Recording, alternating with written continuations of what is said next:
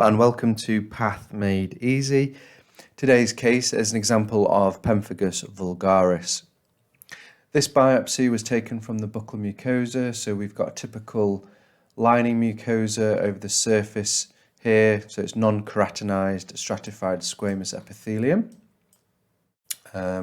We can see it's got quite long rete pegs, and in Pemphigus vulgaris we get a process called acantholysis occurring.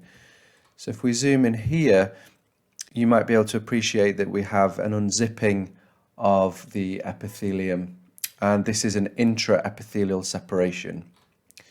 So along the basement membrane we still have these basal cells attached, and the break has occurred above that, hence why it's an intraepithelial blistering condition.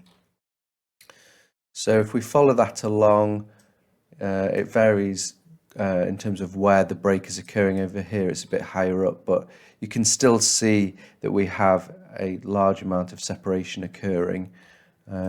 We have these so-called kind of tombstone cells sticking up into the blister space, and sometimes you see what are called Zank cells floating within the space as well. But the main diagnostic feature here is that you've got acantholysis occurring.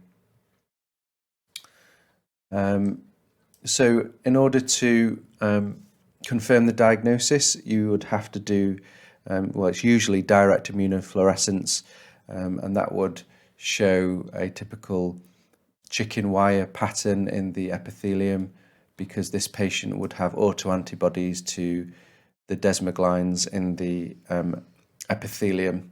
And on direct immunofluorescence you can use fluorophores to highlight those antibodies that are there, and they'll glow green under fluorescent light.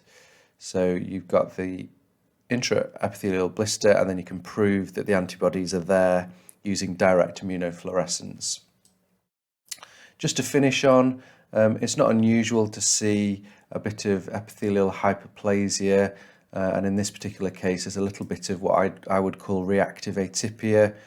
So what I mean by that is I can see the odd mitoses, and some of these cells have quite prominent nucleoli. There's another mitosis there, and it's a little bit jumbled, but this isn't to be mistaken with dysplasia. Often in pemphigus and pemphigoid there's a degree of inflammation, you might get some ulcers and erosions, and this is probably kind of regenerative type epithelium. So this is an example of Pemphigus vulgaris. If you enjoyed this video, please don't forget to like and subscribe to our channel Path Made Easy.